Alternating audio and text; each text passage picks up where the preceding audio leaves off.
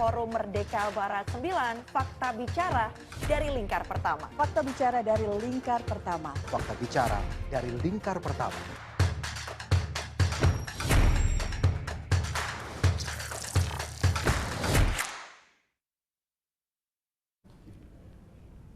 Selamat siang, selamat datang di Fokus Group Discussion Forum Merdeka Barat 9 Fakta Bicara dari Lingkar Pertama. Acara yang menghadirkan narasumber terpercaya dan mengulas berbagai isu yang hangat dibahas di media. Saya Roni Satria yang akan memandu jalannya diskusi pada siang hari ini. Sebelumnya izinkan saya untuk membacakan sedikit pengantar terkait dengan diskusi kita pada siang hari ini. Ketidakpastian kondisi ekonomi global dan faktor konflik geopolitik berpengaruh terhadap realisasi subsidi energi di Indonesia.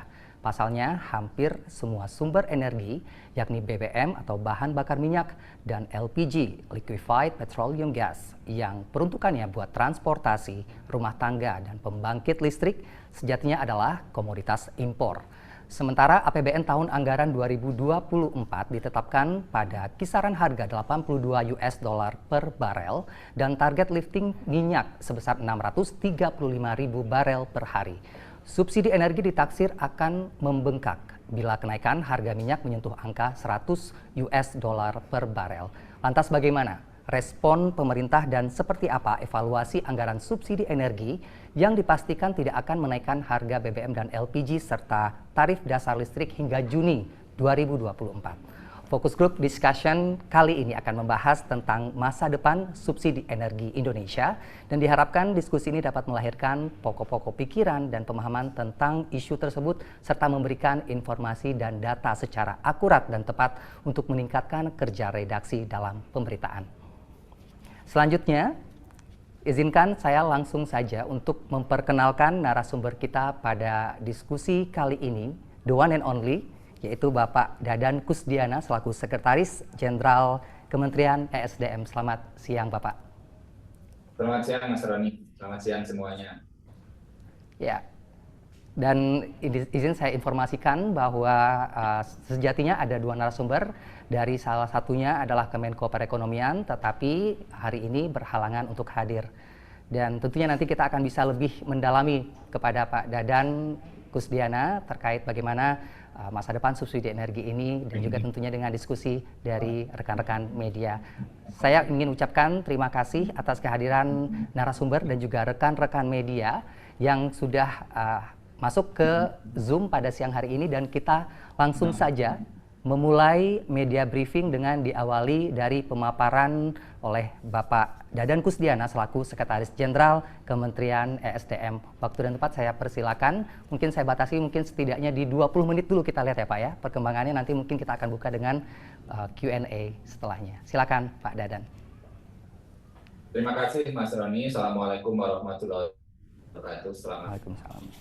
Salam sehat, salam sejahtera untuk kita semua. Terima kasih atas undangannya. Tadinya kan memang kita akan berpasangannya dengan Kemenko Perekonomian, karena kita kan sama-sama paham kalau urusan BBM, urusan energi, termasuk listrik, LPG, BBM, itu memang kalau dari sisi tugas dan fungsi kami kan memastikan supaya itu tersedia. Ketersediaannya itu harus bisa terjamin. Tapi begitu masuk ke wilayah-wilayah nanti ada gitu ya, subsidi, ini tidak hanya kami sendirian, Mas Roni. Ini kan melibatkan sektor atau kementerian lain yang dikoordinasikan itu dengan Kemenko Perekonomian. Mudah-mudahan nanti kita bisa lebih komprehensif ya. Itu ini cukup luas. Tidak susah sih kalau menghitung sebetulnya harga berapa bulan menghitung BBM, LPG, kita hitung semua, listrik juga tahu gitu.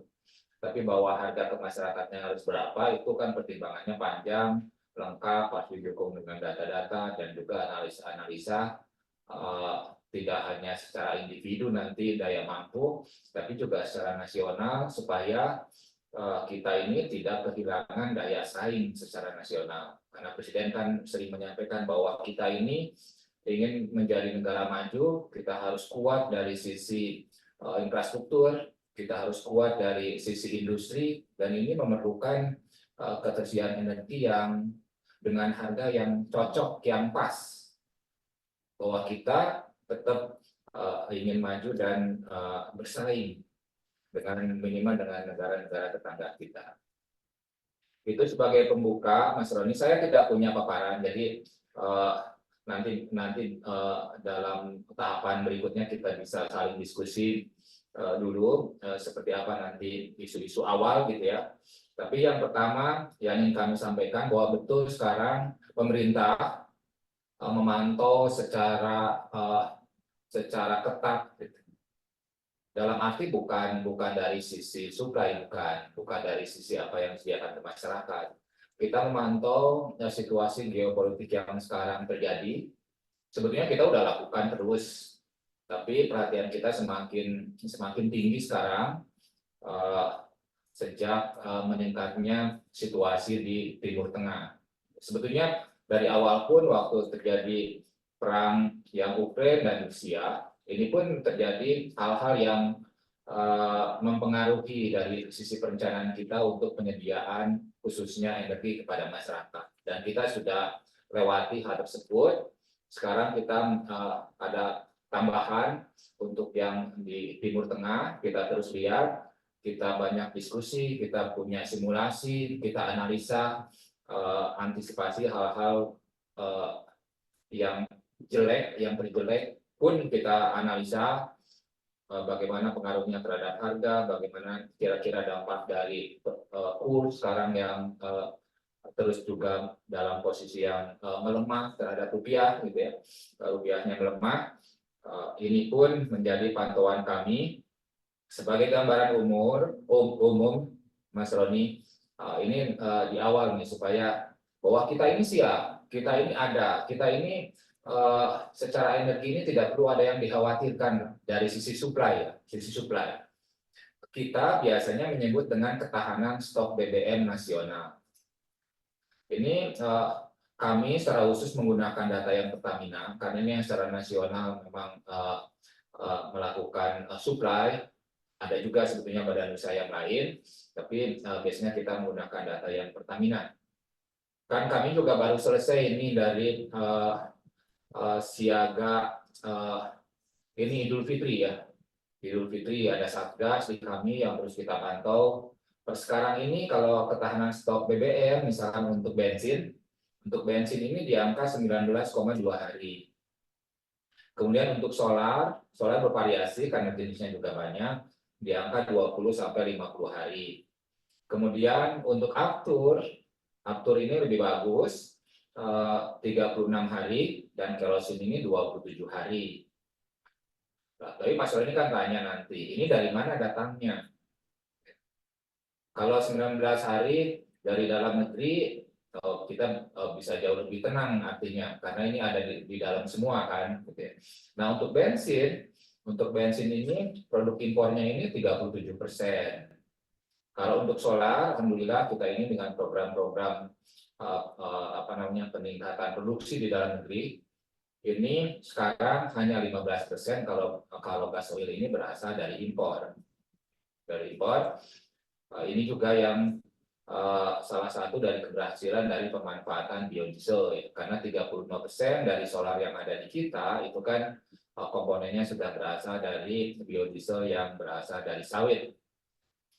Kemudian untuk Aftur malah ini juga sama. Impornya itu hanya 2%. Hanya 2%. Kemudian untuk LPG yang terus memang kita tergantung sama impor. Sekarang ini angkanya 79% dari LPG yang dikonsumsi di dalam negeri, yang jumlahnya itu sekitar 8,9 juta ton di tahun 2023, itu impor. Jadi 21% ini produksi dari dalam negeri. Nanti kalau kilangnya sudah semakin besar, gitu, ada beberapa komposisi dari produksi kita ini yang juga bisa menjadi LPG. Kemudian dari sisi konsumsi, ini saya sampaikan angkanya tahun 2023, ini angka yang sudah stabil ya, sudah stabil kalau angka tahunan itu kan sudah mengamsok gitu ya, mengakomodasi gejolak-gejolak yang terjadi, baik itu kalau musim hari raya, baik itu tahun baru, atau itu misalkan musim liburan, kan, atau perubahan dari iklim, kan. Jadi kalau disampaikan data rata-rata nasional untuk 1 tahun, saya kira ini sudah menggambarkan. Untuk produksi crude, minyak bumi, ya di tahun 2023 itu rata-ratanya kan 606.000 barel per hari. Kemudian untuk bensin ini rata-ratanya 620.000 barel per hari. Kemudian untuk solar 634.000. Jadi itu gambaran secara umum untuk dari sisi konsumsi. Konsumsinya seperti itu. Kalau yang crude ini adalah produksi. Kemudian kaitannya dengan yang geopolitik, kami di sini melakukan berbagai macam simulasi, analisa sensitivitas. Kalau dolar naik 100 itu berapa pengaruhnya? Kalau dolar turun 100 misalkan berapa? Atau kalau harga crude, kan ini harga minyak bumi ya, ini menjadi salah satu aspek yang sangat penting nanti ke tingkat masyarakat berapa harganya. Jadi ada hal yang kami terus pantau untuk hal tersebut. Nanti pada saatnya saya bisa sampaikan angkanya itu berapa tuh. Kalau dolar misalkan seperti sekarang menjadi 16.000 berapa sekarang, 16.200 gitu ya, 16.300. Itu dengan harga ICP misalkan seperti yang di dalam APBN 82 US dollar per barel, itu berapa nanti kenaikan dari sisi kompensasi ya, termasuk juga dari sisi subsidinya nanti kalau untuk yang LPG gitu. Secara umum kami masih menggunakan angka-angka yang ada di dalam APBN 2024 misalnya ini. Jadi kalau untuk volume minyak solar JDT ini berada di volume 19 juta KL. Kemudian kalau untuk minyak tanah di 2024 ini 580.000 KL. Kemudian untuk kuota bensin JBKP ini 31,7 juta KL. Sedangkan untuk kuota LPG untuk yang 3 kg, jadi untuk yang ini terbatas untuk yang disubsidi, tapi ini pun yang terbanyak sebetulnya. Ini angkanya 8,03 juta ton untuk 2024. Ya. Itu dari sisi kuota, karena kalau subsidi kan ada kuotanya ya, Mas Roni. Ini kan subsidi itu kan di dalamnya ada uang negara, uang masyarakat sebetulnya yang dikelola oleh pemerintah. Di situ kan kita harus atur. Kita sudah hitung di 2023 untuk perencanaan 2024 ini. Kita potret berapa sih pertumbuhan ekonomi gitu ya, berapa konsumsi di 2023, historical datanya kita lihat, dan kita juga memasukkan unsur-unsur bahwa kita ini kan berkembang baik dari sisi ekonomi. Jadi tambahannya memang selalu kita hitung di situ. Jadi dari sisi volume kita terus kelola dan kami meyakini bahwa ini angka-angka yang masih sesuai dengan apa yang terjadi sekarang. Saya kira itu dulu ya sebagai pembuka ya Mas Roni. Jadi saya siap untuk berdiskusi baik dengan Mas Roni maupun dengan yang lain. Kita tadi kan di pembukaan sangat baik. Semoga ada pemikiran-pemikiran terobosan baru seperti apa untuk memastikan bahwa energinya tetap terjamin dan kita juga bisa diakses oleh semua lapisan masyarakat dan juga tetap mendorong perekonomian secara umum. Itu. Baik Pak Dadan, terima kasih atas pemaparannya dan sebelum kita membuka sesi tanya jawab, sebenarnya sudah ada satu pertanyaan yang masuk dari kolom chat atau mungkin juga nanti saya persilakan juga kepada rekan-rekan media yang ingin bertanya untuk raise hand, untuk bisa langsung bertanya kepada Pak Dadan. Tapi sebelumnya Pak Dadan, saya ingin menanyakan tadi Bapak menyebutkan bahwa sudah ada dilakukan simulasi, analisis terkait dengan kondisi geopolitik yang juga saat ini berlangsung ya, apalagi sudah dari sejak 2022 di mana Ukraina dan Rusia kemudian dilanjut dengan kondisi Iran dan Israel ini. Kalkulasi yang dilakukan oleh pemerintah terkait dengan potensi pengurangan subsidi. Apakah ini ada potensi tersebut, Pak? Sebab kalau dilihat kita kurang populer kebijakan-kebijakan terkait dengan kalau pengurangan subsidi ini, sehingga mempertahankan hingga sampai Juni 2024 ini konsekuensinya apa terhadap postur APBN kita? Ya, saya kira dua-duanya juga populer ya. Kita mempertahankan subsidi juga bagus, kita mengurangi subsidi pun baik, gitu ya. Saya kira dua-duanya itu tidak ada yang bahwa ini jelek, bahwa ini bagus. Menurut saya dua-duanya itu suatu pilihan dan kita melakukan dua-duanya sebetulnya. Bagaimana kita memastikan, bukan untuk mengurangi subsidi, bagaimana kita memastikan bahwa subsidi itu tepat sasaran. At the end, terhadap jumlah subsidinya ini kan berkurang. Jadi kita pastikan hal tersebut. Tapi juga kami berkepentingan di pemerintah untuk memastikan bahwa masyarakat yang belum mampu, gitu ya, dan kita tidak ingin mempertahankan masyarakat yang belum mampunya. Gitu. Nah, jangan sampai dibalik nih. Kalau gitu pemerintah mempertahankan masyarakat itu supaya tidak mampu, bukan. Gitu. Kita ingin memberikan pengelompokan untuk yang belum mampu, ya pemerintah udah kewajiban karena harus menyediakan energi yang cukup, yang terjangkau, ya kita berikan subsidi. Dan ini terjadi tidak hanya di Indonesia, ini di tempat lain pun demikian, gitu ya. Nah, kombinasi seperti itulah yang sedang dilakukan. Sampai kapan? Ini saya lihat di chat juga ada kan dari siapa itu, dari Pak Yul Amrozi. Ini nanya tentang LPG. Sampai kapan kita ini mampu? Gitu, ya. Memang kan tidak bisa dijawab dengan kalau kapan, memang jawabannya kan harus waktu. Tapi saya kan tidak bisa jawab. Kapannya itu tidak bisa jawab. Ini kesepakatan bersama secara nasional. Ya. Kalau untuk yang isu-isu yang demikian sensitif dan mempengaruhi kepentingan masyarakat secara meluas. Yang kami lakukan adalah melakukan simulasi seperti Mas Roni itu. Jadi kalau harganya sekian, kemudian kemampuan pemerintahnya sekian, berarti kan ini kita kan APBN itu kan terbatas.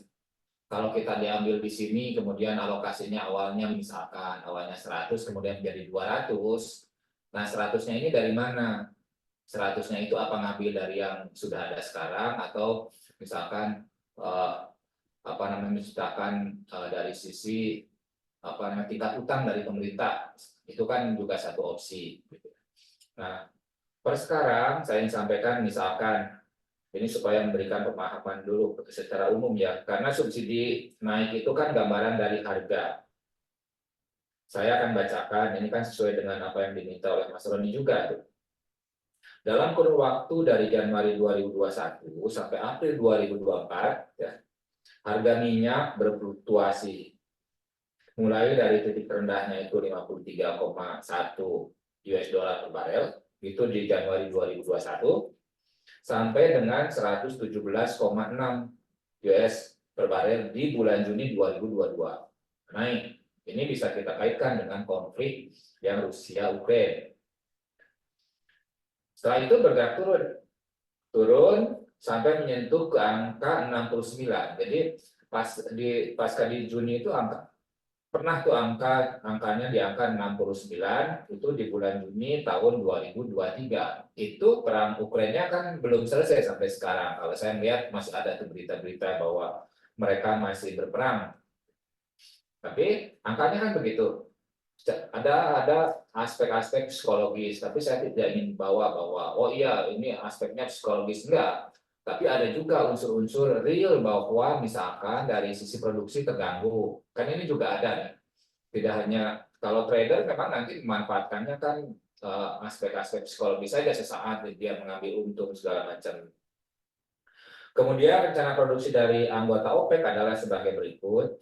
Produksi minyak mentah OPEC plus dari 22 negara anggotanya naik 90.000 barel per hari menjadi 41,58 juta barel per hari di bulan Februari. Jadi hampir 42 juta barel ini datangnya dari OPEC ya, OPEC Plus.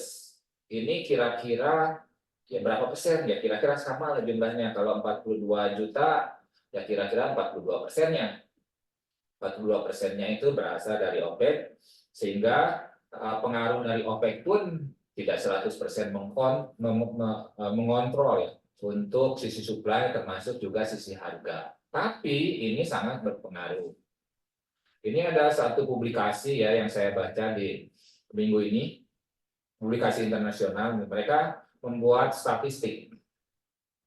Berapa sih kira-kira harga crude ini kalau supply-nya terganggu? Tadi pun saya sampaikan di awal, misalkan di kurun waktu tersebut 2021. Ada statistik yang menyebutkan kalau supply itu terganggu 2 juta barel per hari, ya, kalau itu terganggu 2 juta, misalkan berkurang 2 juta dari keperluan yang sekarang sekitar 102, itu statistiknya menyebutkan angkanya itu akan berada di 93 sampai 100. Kalau terganggu 2 juta. Kalau terganggunya itu 3 sampai 5 juta barel, nah ini naik dari 100 kan menjadi antara 100 sampai 120.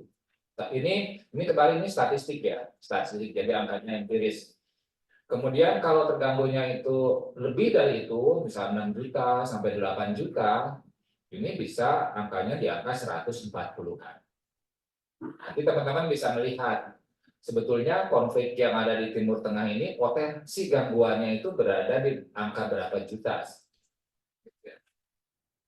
Nanti simulasi itu juga penting untuk dilakukan, baik terutama di pemerintah nanti.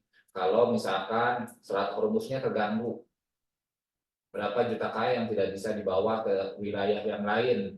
Nah, berdasarkan statistik perubahannya seperti itu. Itu Pak Mas Roni yang ingin saya sampaikan.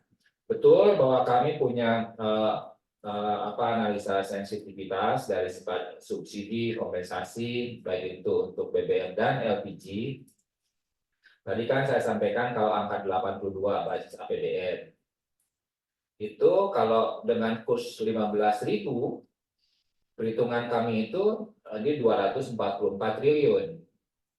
Tapi kalau kursnya berubah menjadi 16.200, itu angkanya bergeser menjadi 278 triliun. Jadi naik sekitar 34 triliun. Kalau kursnya berubah dari 15.000 ke 16.200. Terus bagaimana kalau kursnya tetap di 15.000? Jadi sekarang kan bukan 15.000 ya. Kalau 15.000 kursnya, ICP kita 82 naik misalkan menjadi 100, ini total subsidi kompensasinya itu menjadi 326 triliun. Jadi dua-duanya ini berpengaruh terhadap besaran subsidi dan kompensasi yang memang nanti akan berasal dari APBN. Gitu Mas Roni. Ya, satu lagi tambahan pertanyaan ini dari Rizal Bisnis Indonesia, Pak Dadan. Apakah dengan fenomena harga minyak dunia yang terus menanjak, pemerintah berencana untuk mempercepat penggunaan energi alternatif lainnya? Seperti apa? Iya. Terkait harga minyak dunia, saya tidak ingin membilang bahwa sekarang harga minyak itu aman-aman saja sih, tidak ingin seperti itu sebetulnya. Tapi kan teman-teman juga melihat secara perubahan harga pasca dari serangan balasan Iran terhadap Israel itu kan di minggu kedua April ya. Kita kan sudah 2-3 mingguan ini sejak serangan balasan tersebut. Harganya memang pernah menyentuh ke hampir 90. Nah sekarang angkanya itu berada di angka, sebentar saya cek ya, karena $1 pun penting nih kalau yang sekarang ya sekarang ini angkanya di 83,67. Kalau secara grafik memang kita ini kan naik terus ya dari bulan Maret. Dari bulan Maret itu merangkak dari angkanya sekitar 81-an di minggu kedua Maret, itu naik menyentuh ke angka 90 itu di tanggal 8 April. Kan serangannya itu kan di tanggal 13 kalau tidak salah. Dari situ angkanya memang naik turun menyentuh ke angka 85-an di minggu ketiga, kemudian naik lagi, kemudian sekarang dalam posisi sebetulnya tidak terlalu jauh dari APBN kita di 82. Nah, kalau kaitannya dengan energi alternatif, kita sebetulnya sudah meninggalkan istilah energi alternatif. Kita nggak pakai lagi nih Mas Roni energi alternatif. Karena kalau alternatif itu kan menjadi ya kalau butuh dipakai gitu ya. Nah, dorongan pemerintah ini sama terhadap yang fosil sekarang, BBM atau LPG, termasuk juga ke energi terbarukan lainnya atau ke energi fosil yang lain gitu ya. Memang kami misalkan sekarang mengkaji juga untuk pemanfaatan misalkan untuk bahan bakar nabati, pemanfaatannya kan kalau untuk biodiesel saya kira kita sudah sangat baik dari sisi realisasi ya. Sekarang udah 35% dicampur, sudah berlanjut dari sejak 2008 program ini berjalan dengan baik. Sistem pendanaan, program-programnya juga kami melihat bahwa berkelanjutan, tidak membebankan kepada masyarakat juga terhadap APBN karena ini insentif yang datang dari pungutan di ekspor dari produk CPO ya, produk sawit di situ. Tapi kami pun melihat bahwa kalau untuk bensin sekarang kan belum ada pasangannya. Kalau solar kan yang biodiesel, sebetulnya bensin ada pasangannya bioetanol. Nah, kalau negara tetangga kita, Thailand itu maju untuk bioetanolnya. Mereka menggunakan singkong kebanyakan di sana.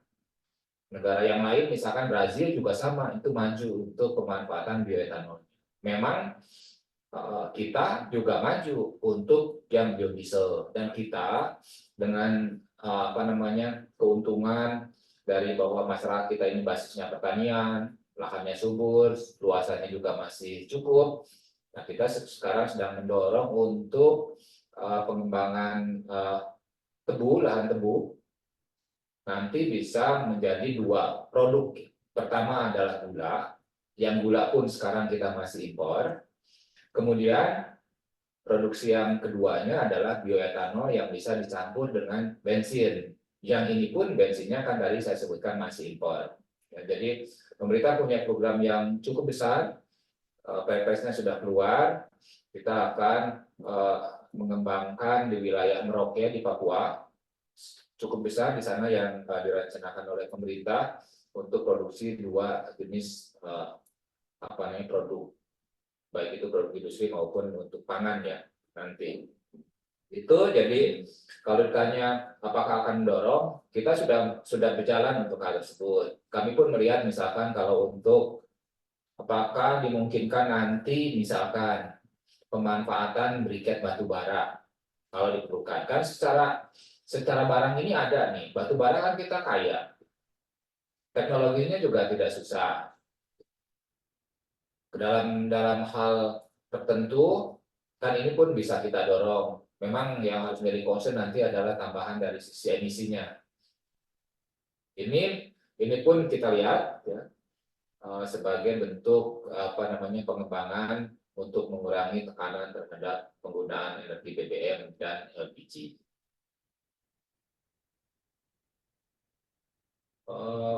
Pertanyaan berikutnya ini saya juga bisa baca ya di sini. Tapi kalau saya baca, Mas Roni nggak ada kerjaan. Ya. Ya, terima kasih. Tapi mungkin sebelum saya bacakan pertanyaan selanjutnya, saya mungkin lempar dulu ke rekan media yang ingin bertanya langsung, silakan untuk raise hand. Ada yang ingin bertanya langsung, saya persilakan. Selain untuk bisa juga melalui kolom chat. Oke, sudah ada Saudara Nur Hidayat, saya persilakan.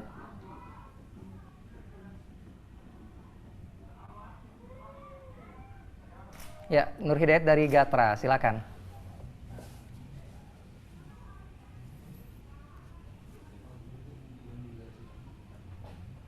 Audionya masih di mute.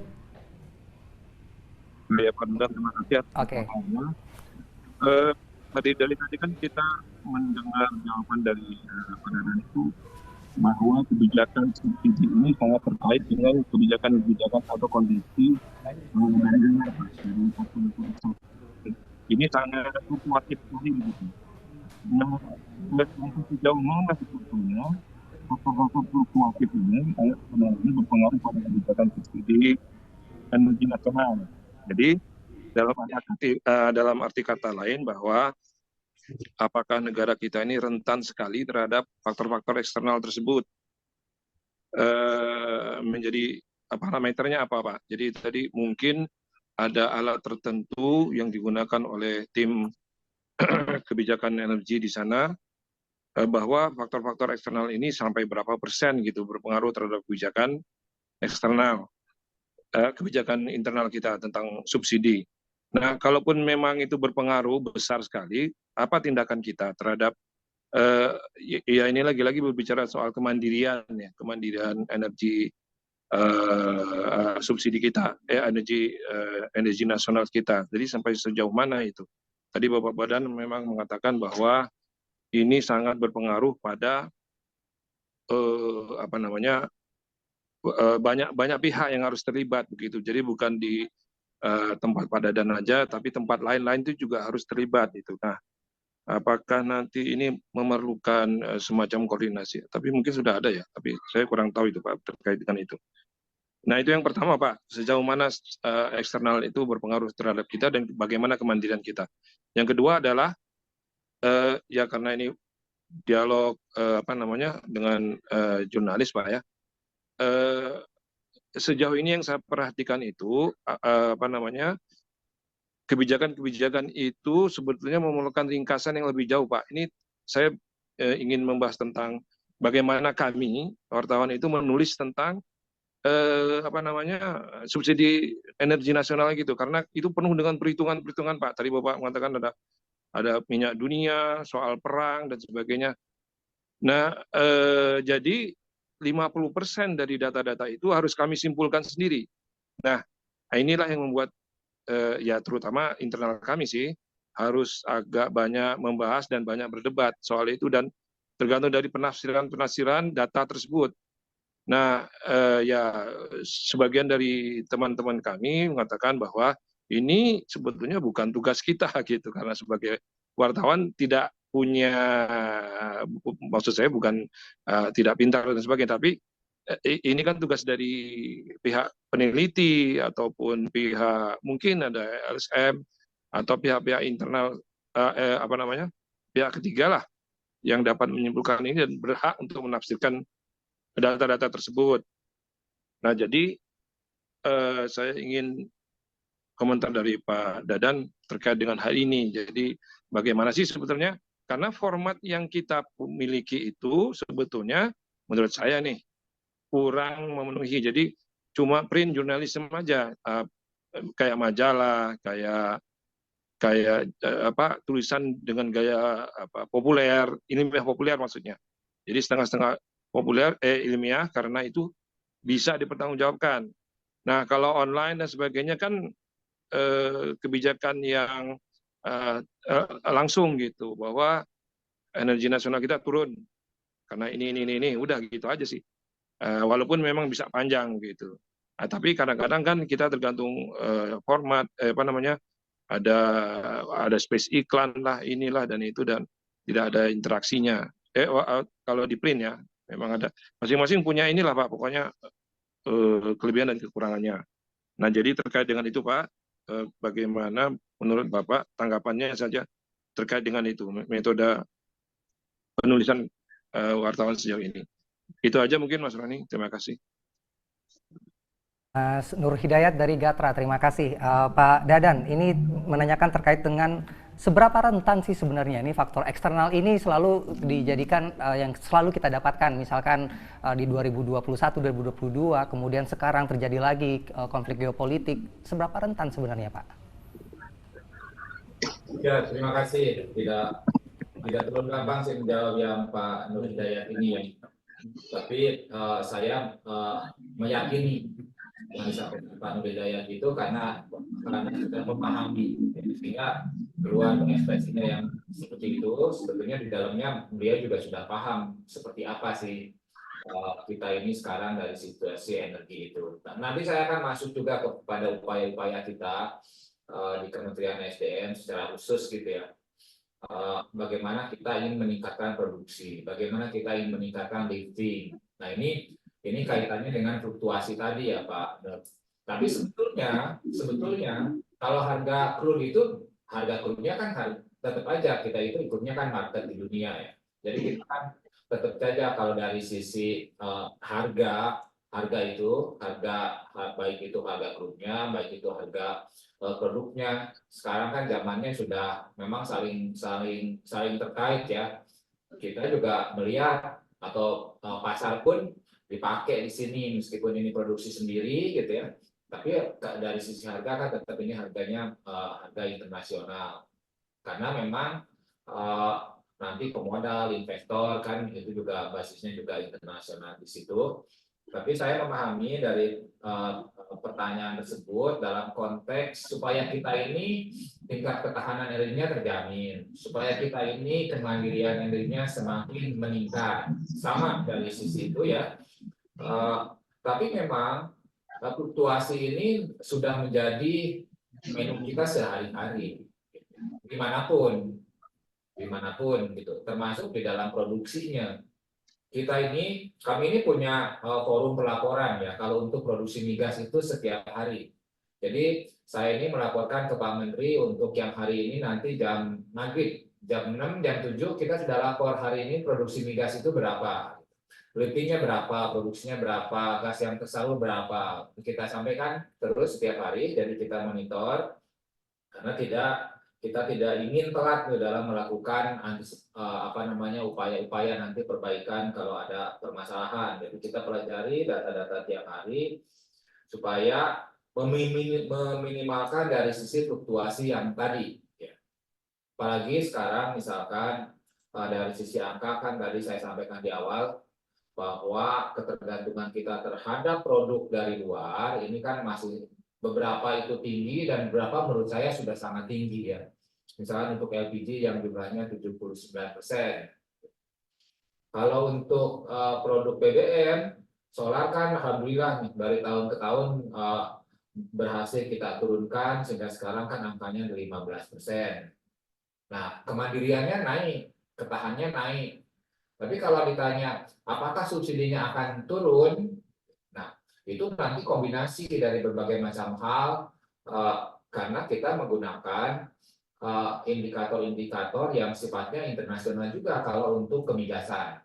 Jadi kaitannya kalau untuk memastikan bahwa kita suplainya tetap ada, memang kita harus mendorong di dalam negeri. Tapi kalau keekonomian kan bicaranya yang lain nanti, bicara sama-sama ini juga dengan biaya yang terjadi juga di tempat yang lain. Kita harus memang mau tidak mau Pak Nur, ya kita harus dibiasakan dengan fluktuasi. Dan kita sebetulnya sudah berjalan ini terus-terusan. Beberapa hal, misalkan kalau untuk ICP, untuk harga dari crude itu kan kita pakai dolar. Kan ini satuannya kan dolar. Gitu. Dolar ini kan fluktuasi juga. Gitu. Kan terus-terusan berfluktuasi. Nilainya, kursnya tersebut. Jadi apakah kita rentan? Menurut saya kita alhamdulillah dalam setiap periode ya kan kita bisa gambarkan. Dan kita juga melewati dengan baik pada saat periode perang awal-awal dari Ukraina dengan Rusia, yang di situ juga ngehit ke kita. Kita berhasil lewati. Kita juga berhasil melewati masa-masa berat pada masa COVID gitu. Kemudian setelah COVID begitu kan setelah COVID itu kan demand naik dengan cepat. Ini pun fluktuasi. Ini fluktuasi yang kita harus memastikan suplainya ada dengan cara yang tepat kepada masyarakat, kita lewat untuk hal tersebut. Nah, yang sekarang itu ini nyambung ke pertanyaan kedua juga. Seberapa besar nanti faktor eksternal tersebut gitu ya. Nah, dalam beberapa hal ini kan sebetulnya narasi awalnya ya. Data itu data narasi, data kejadian yang kemudian kita terjemahkan secara empiris ini menjadi data yang ada angkanya. Makanya tadi saya sampaikan supaya tidak bingung nih di media ini. Kira-kira naiknya akan berapa sih gitu ya. Kita sama nih. Saya yakin kita tidak bisa mengkuantifikasi yang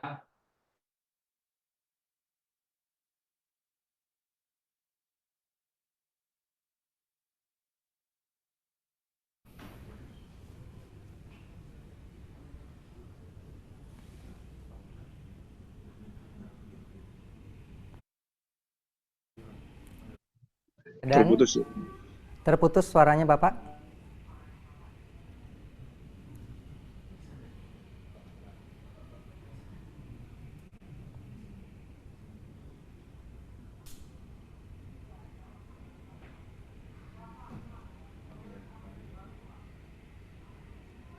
Pak Dadan.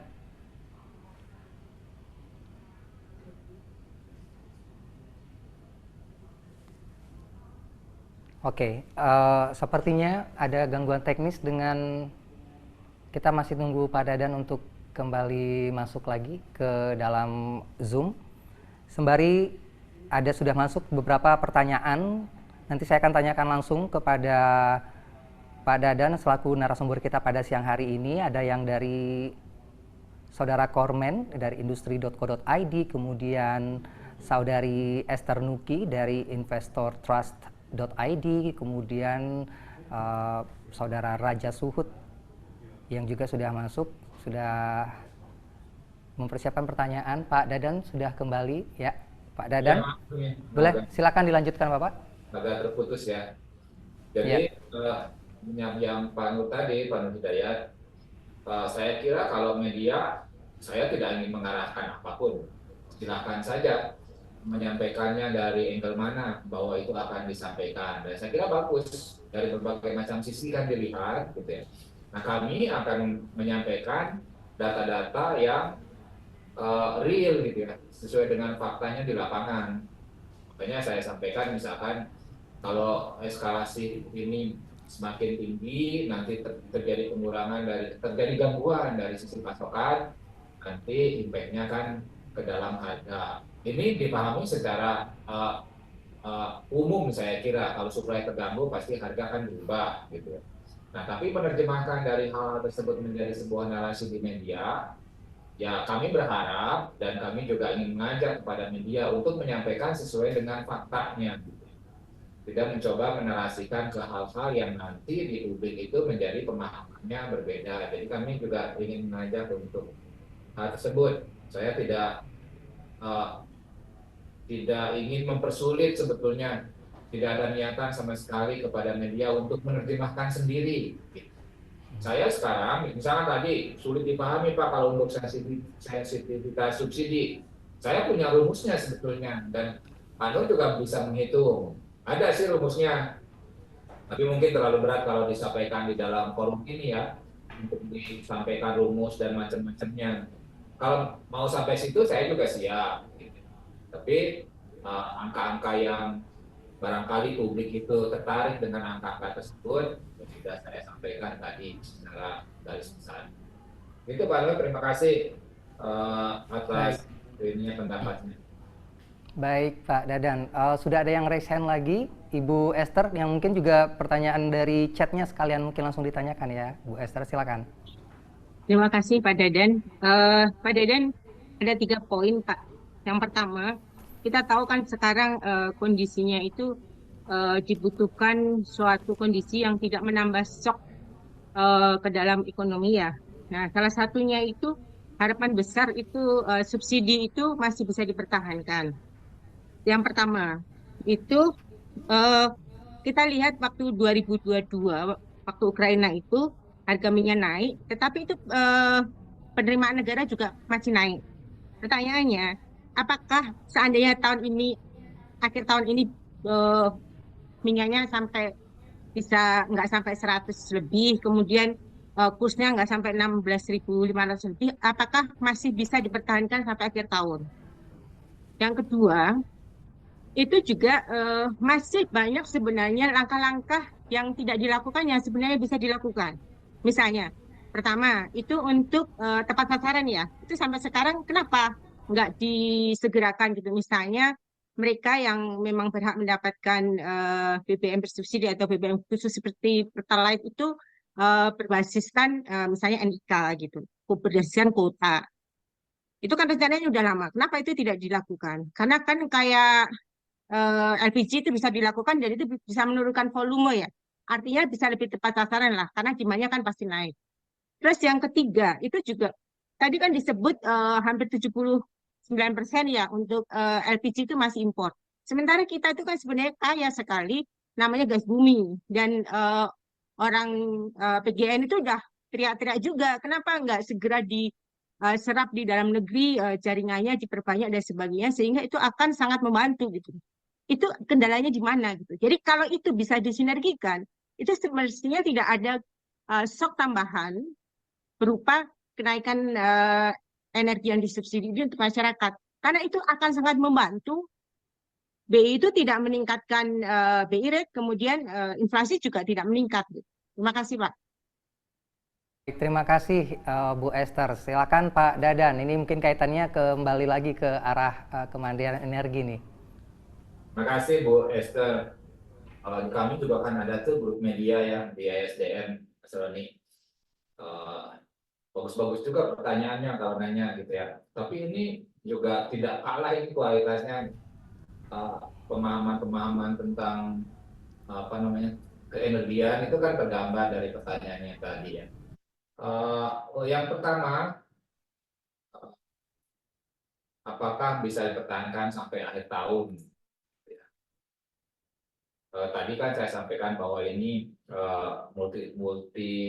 multi sektor lah untuk memutuskan gitu ya. Malah sampai ke DPR juga kan nanti gitu ya.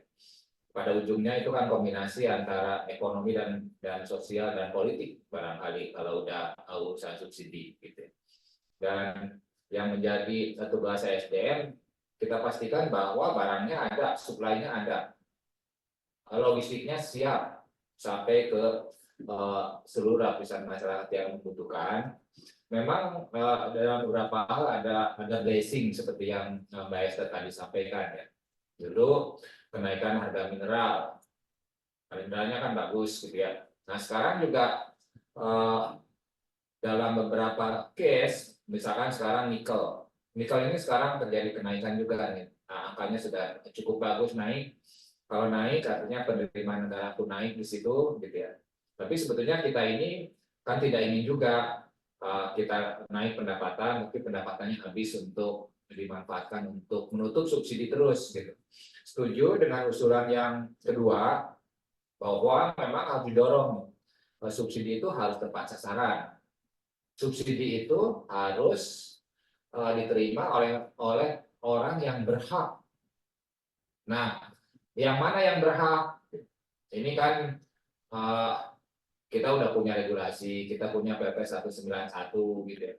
Di situ juga ada yang berhak, ada yang apa ya, menyatakan berhak gitu karena di situ definisinya tidak terlalu kuat misalkan. Nah, sekarang kita sedang perbaiki hal tersebut, Mbak Esther.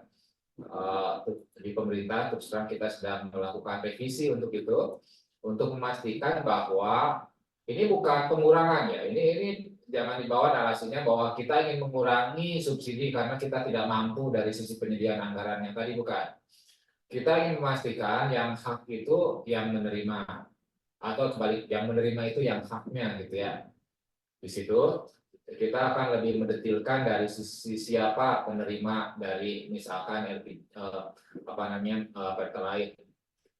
Nah, sekarang sedang disusun supaya lebih tepat sasaran. Yang pada ujungnya, mudah-mudahan nih pada ujungnya, kalau kita bisa menyaring siapa yang harus pakai, itu bisa turun. Tapi kalaupun tetap pun sebetulnya tidak ada masalah. karena berarti memang kelompok inilah yang memang sudah sewajarnya untuk menerima barang yang diberikan subsidi atau kompensasi oleh pemerintah. Terima kasih sudah di-acknowledge, diapresiasi tadi untuk yang LPG. Memang proses-prosesnya seperti itu. Kita terus mencari cara supaya tadi subsidinya tepat sasaran, tidak hanya di BBM, tapi juga di LPG, termasuk juga sebetulnya di listrik, ya, di listrik. Nah, terus bagaimana upaya pemerintah? LPG kan terus-terusan naik ya, secara konsumsi nasional. Dan menurut saya ini jangan ada pikiran nih, ya udah Pak, kita kembali lagi ke bahan bakar kayu, nggak mungkin. Kita nggak bisa seperti itu. Kita ini harus terus naik kelas, makin baik, makin nyaman, makin bersih. Nah, apa yang dilakukan oleh pemerintah persis seperti yang Mbak Esther tadi usulkan, kita tiap tahun ini menganggarkan di APBN untuk jaringan gas kota, di APBN ESDM.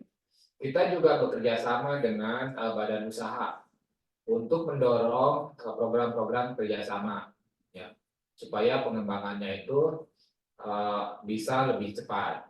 Dalam hal ini adalah dengan PGN, karena PGN kan sebagai agregator gas. Jadi ada juga yang dikembangkan jaringan gas yang tidak hanya basisnya APBN. Memang dari sisi kemampuan APBN kan terbatas, sehingga prosesnya juga tidak bisa secepat yang seharusnya kita capai. Di situ tergantung ketersediaan dari APBN untuk jaringan gas kota ini.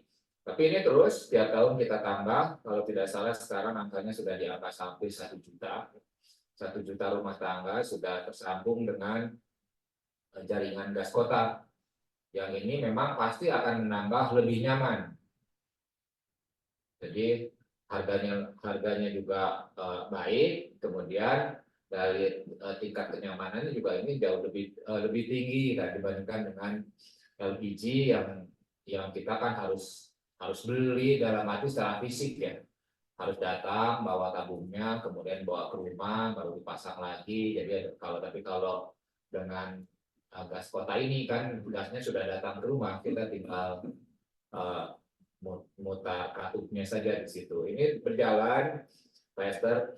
Kita juga mendorong beberapa yang lain supaya kelompok masyarakat tertentu yang sekarang menggunakan LPG ini, gitu ya, bergeser menggunakan sama kelasnya ini lebih kenyamanannya sama, malah lebih nyaman. Kita geser ke kompor listrik.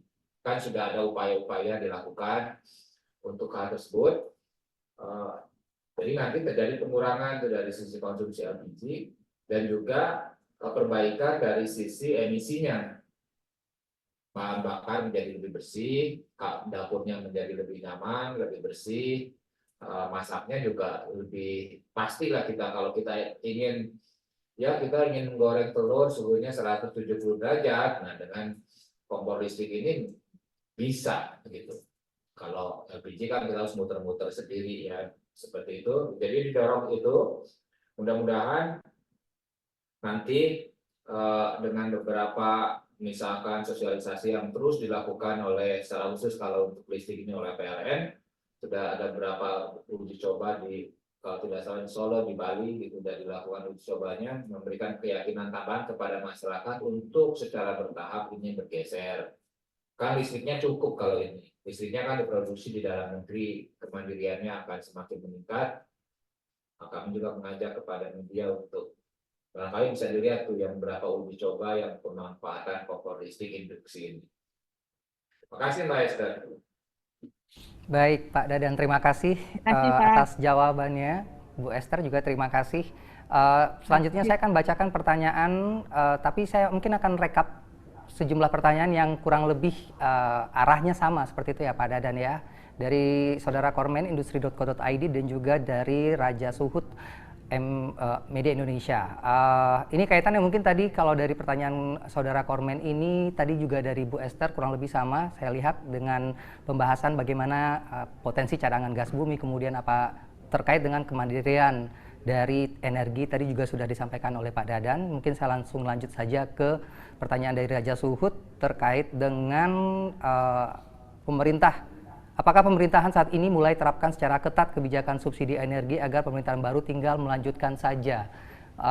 Pak Dadan, ingin dielaborasi lagi atau tadi sebenarnya juga sudah dijawab oleh Pak Dadan terkait dengan pengetatan, kemudian tepat sasaran, kemudian upaya-upaya bagaimana penyusunan cara agar subsidi ini berjalan mengenai mereka-mereka yang pada orang-orang yang tepat untuk mendapatkan dari subsidi ini. Kalau begitu saya lanjut ke Saudara Irawan Akurat News. Jika hitung-hitungan meleset terkait konflik yang terjadi baik kasus Ukraina maupun Timur Tengah, berapa besar beban yang akan ditanggung masyarakat tanah air jika dipaksakan subsidi? Berapa besar angka yang harus dipersiapkan oleh pemerintah? Kemudian kami tertarik dengan masa depan transisi energi. Nah, ini terkait transisi energi atau clean energy, energi hijau yang sering digaungkan oleh pemerintah terkait komitmen juga ini Pak Dadan. Ada catatan kebutuhan pendanaan transisi energi untuk pekerja terdampak dari sektor batubara mencapai 38,4 triliun. Bagaimana pemerintah melihat hal ini? Apakah transisi energi menjadi masalah baru yang mana transisi energi ini kadang-kadang menjadi solusi kebutuhan energi di tanah air? Silakan Bapak. Untuk yang pertama, kan tadi sudah saya jelaskan ya, memang saya kira semua juga sepakat, tidak hanya pemerintah tapi juga masyarakat termasuk media, bahwa kita harus memastikan hanya yang berhak yang mendapatkan barang yang bersubsidi. Tinggal caranya seperti apa? Karena di lapangan itu kan tingkat pemahaman masyarakat juga berbeda-beda gitu ya. Tingkat kebutuhannya juga berbeda-beda di situ. Nah, untuk LPG sekarang dengan ini tidak ada pembatasan ya, jadi tidak ada pembatasan, tapi konsepnya itu memastikan bahwa nanti kita lihat bahwa yang berhak itu yang mana, sehingga ada persyaratan-persyaratan tambahan untuk dokumentasi dari kalau kita membeli LPG 3 kilo. Kemudian untuk yang pertalite, termasuk nanti untuk yang solar, yang subsidi, ini sedang disiapkan regulasinya. Kita banyak berkomunikasi juga dengan semua pihak, tidak hanya di kementerian, tapi juga dengan kira-kira nanti yang akan terdampak, gitu, yang akan terdampak seperti apa.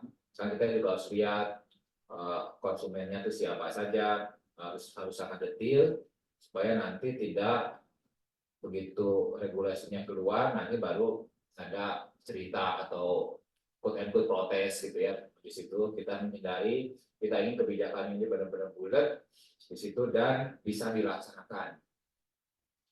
Kemudian untuk besaran subsidinya kira-kira sampai berapa yang harus disiapkan oleh pemerintah. Tadi saya sampaikan kita punya cara menghitung ya, yang secara umum komposisinya itu dari harga crude-nya tersebut, gitu ya, harga minyak bumi tersebut. Loh gimana Pak kalau untuk LPG, kan bukan minyak bumi. Nah mereka itu terkait. LPG itu terkait juga dengan harga minyak bumi. Jadi kalau harga minyak bumi naik, LPG-nya naik. Memang berapa ada jeda. Kadang minyak bumi naik tidak hanya LPG, tapi yang lainnya juga kan naik. Gitu. Jadi memang minyak bumi ini menjadi salah satu indikator penting, selain juga memang sebagai bahan bakunya di situ.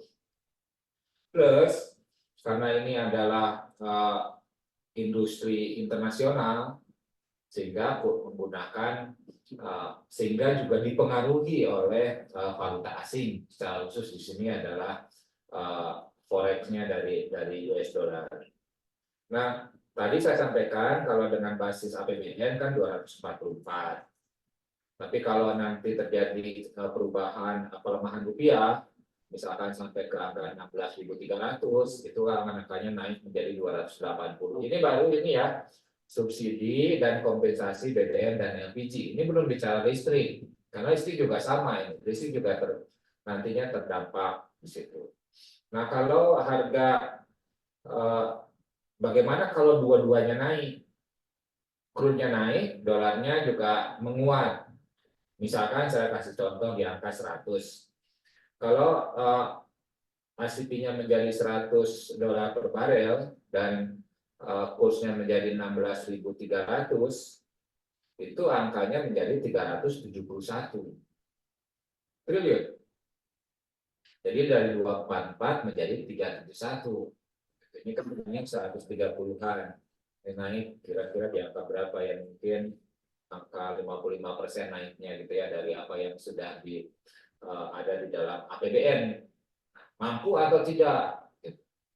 Ya, kalau saya di pemerintah gitu ya, kami melihat, tapi saya ingin melewati bahwa ini kan wilayahnya Kementerian Keuangan. Ini kan wilayahnya dari sana, tapi kita pernah mengalami, yaitu di tahun 2022 kita pernah mengalami seperti itu, dan menyelesaikannya dengan baik gitu ya, dengan baik. Situ kita masih, pertumbuhan ekonominya masih tetap terjaga dan masyarakat mendapatkan energi secara cukup. Kemudian transisi energi ini yang terus didorong oleh pemerintah. Kementerian SDM sudah punya roadmap untuk ini. Presiden sudah menyampaikan bahwa di tahun 2060 atau lebih cepat. Tapi ini pun tidak menghilangkan secara sekaligus. Kalau gitu tidak perlu eksplorasi migas, Pak. Misalkan pertanyaannya, enggak. Kita ini akan melakukan, namanya juga transisi. Kalau transisi itu kan proses ya, proses sampai menuju ke suatu titik gitu ya. Nah, titiknya itu nanti akan terjadi di 2060 atau bisa kita percepat kalau kita mampu. Nanti bergeser untuk bahwa energi yang dipakai di kita itu adalah energi yang bersih. Nah, kalau ditanya, kalau gitu BBM itu bersih apa kotor, Pak? Kalau sekarang ukuran bersih dan kotornya itu adalah emisinya. Misalkan kalau sekarang, kalau untuk ukuran yang paling simpel kan CO2. Berapa banyak CO2 yang akan teremisikan kalau bahan bakar tersebut dimanfaatkan.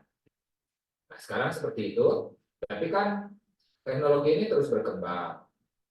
Kalau yang jadi penyakitnya adalah karena ada emisi CO2, loh kalau gitu kita ambil aja CO2-nya supaya tidak ke atmosfer. Nah, ini juga menjadi salah satu opsi ya. Dan kalau untuk migas ini saya punya kira-kira bukan keyakinan ya, karena kadang zaman ini tidak bisa diprediksi. Kan sekarang kita udah mengintroduksi untuk program mobil listrik, ini sudah 3 tahunan. Kira-kira kan kita sudah lihat di Jakarta sudah mulai banyak, tapi kalau ke tempat yang lain kan masih terbatas, sehingga memang perlu waktu. Plus dengan existing kendaraan yang ada sekarang, kan ada 127 jutaan mungkin ya kendaraan di Republik ini. Ini kan tetap akan menggunakan bahan bakar. Jadi prosesnya nanti akan berjalan, memang inginnya percepatan dalam arti tidak pembatasan ya, tapi percepatan nanti secara karena memilih ini lebih bermanfaat, lebih memberikan benefit, masyarakat bergeser. Gitu. Jadi pemerintah belum dalam opsi untuk ya sudah nanti mobil yang menggunakan bahan bakar itu stop produksinya. Nah, kita tidak mengambil langkah tersebut, gitu ya. Meskipun itu pun jadi satu opsi nanti secara terbatas. Misalkan kita enggak lagi, maksudnya beberapa kota di negara lain tuh, wilayah ini tidak boleh ada mobil BBM. Itu sudah ada pembatasan-pembatasan secara wilayah. Kita masih melihat untuk hal tersebut. Dan transisi ini nanti terkait tidak hanya betul tadi yang disampaikan bahwa nanti ada dampaknya Pak terhadap tenaga kerja, betul. Saya kira ini tepat sekali, kita ini harus melihat bahwa transisi energi itu tidak hanya bagaimana menggeser pemanfaatan energi menjadi energi bersih, tapi juga ini adalah suatu transformasi ekonomi. Nanti akan bergeser, keperluan tenaga kerjanya akan berubah. kemudian juga bisnis-bisnis tambahan juga akan terjadi, termasuk bisnis-bisnis yang nanti yang akan misalkan hilang ya di sisi itu. Dan menurut saya memang sering disampaikan, Pak itu kan ada biayanya. Tadi disampaikan 38,4 triliun. Nah, saya melihat ini kan sebuah kegiatan ekonomi. Jadi kalau kita ada biaya karena harus dibangun sesuatu, ini kan investasi. Ada investasi itu kan memperbaiki, menggerakkan perekonomian gitu ya. Memang kami juga mulai menyiapkan gitu. Nanti kalau misalkan pemanfaatan batu bara ini semakin rendah di Indonesia gitu. Karena ada upaya tadi transisi energi dari penggunaan PLTU misalkan yang sekarang mengkonsumsi batu bara digeser menjadi energi terbarukan, kan akan terpengaruh ini yang kerja di batu bara, baik itu di penambang maupun di PLTU-nya. Kita juga itu menjadi salah satu program di kami, sehingga terjadi pergeseran-pergeseran dari penyediaan tenaga kerja. Jadi kami mulai menyusun untuk program-program pelatihan, sekolah juga, sekolah-sekolah di vokasi maupun juga di perguruan tinggi, untuk mulai menyiapkan tenaga-tenaga yang cocok. Nah, gimana kalau yang sekarang sudah bekerja, Pak? Kan gitu. Sudah ada contoh di beberapa negara yang mereka sudah mulai menggeser yang tadinya memang kerja di tambang batu bara, sekarang bergeser menjadi kerja di misalkan di PLTS, kerja di pembangkit listrik tenaga air misalkan gitu ya. Dari sisi kajian kami, kalau kita mendorong pemanfaatan ini terbarukan, ini diperlukan tenaga kerja yang lebih banyak sebetulnya dibandingkan dengan kalau sekarang kita menggunakan pembangkit fosil. Tapi nanti ada impact yang lain. Sekarang penerimaan negara kan banyak nih dari PNBP-nya, baik itu migas maupun mineral dan batu bara. Ini juga perlu kita analisa gitu ya, untuk hal tersebut. Tapi memang kedepannya kita secara bertahap kita akan melakukan transisi.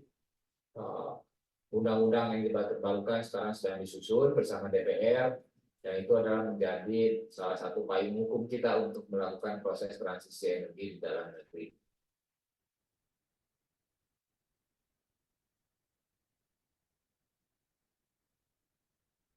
Gitu?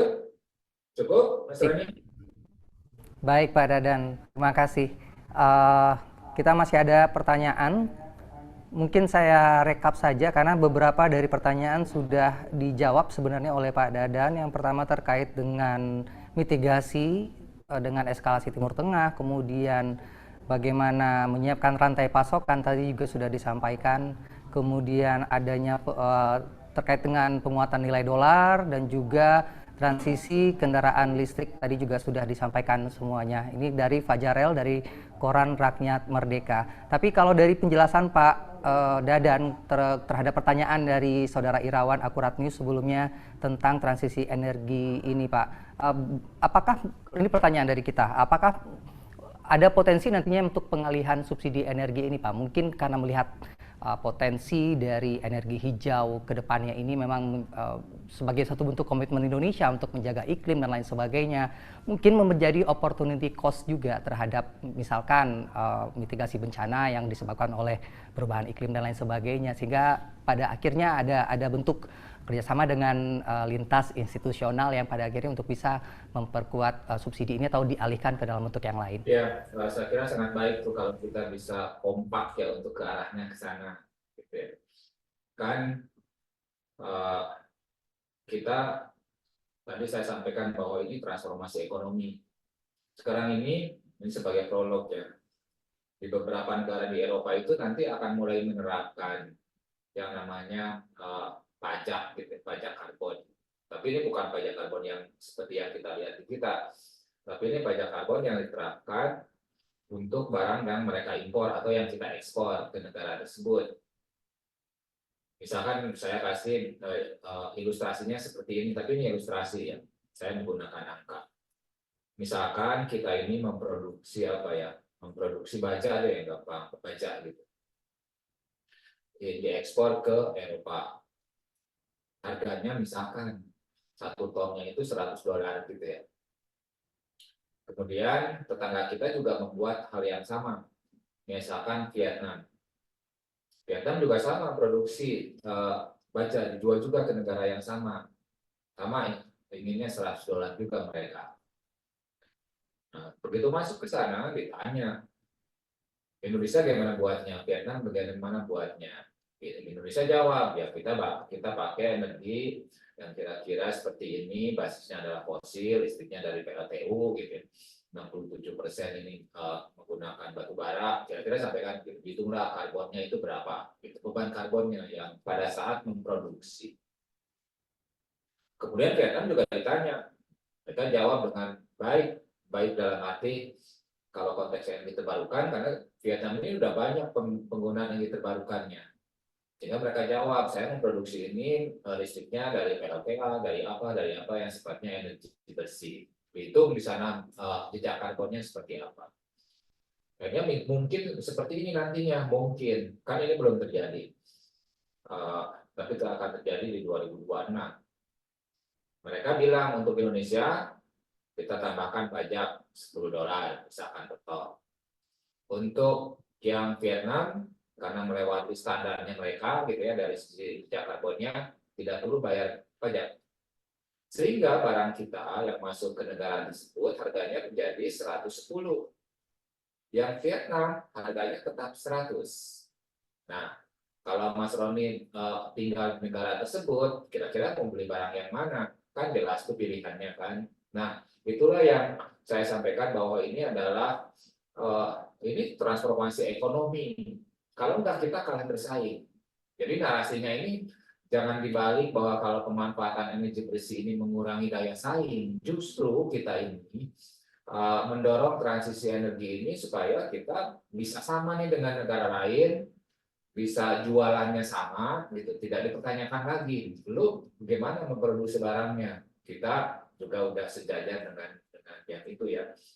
Itu sebagai ilustrasi untuk yang transisi energi itu, karena memang mengarahnya ke situ. Nah, kalau ditanya, Pak, kalau gitu bisa nggak kita geser subsidi yang sekarang ada di energi fosil itu digeser ke sana? Gitu.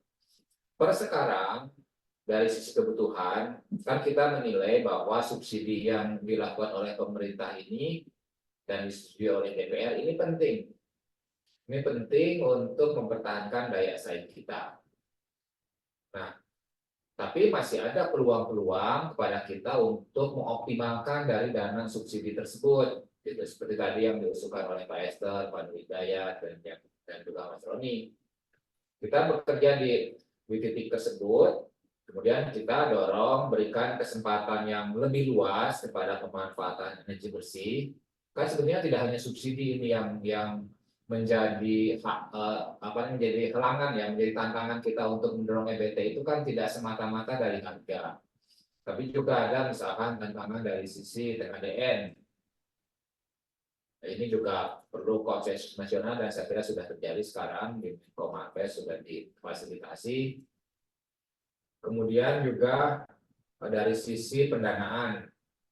Kemudian nanti kalau kita bisa memanfaatkan dari nilai ekonomi dari karbonnya. Kan ini ada nilai ekonominya yang bisa kita juga monetisasi sehingga ini memperbaiki dari keekonomian dari EBT tersebut.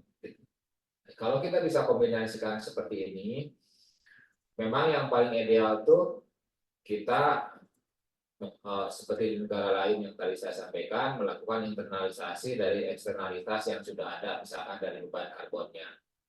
Sudah ada kalau undang-undangnya kan nanti ada pajak karbon, tapi sekarang kan belum diterapkan.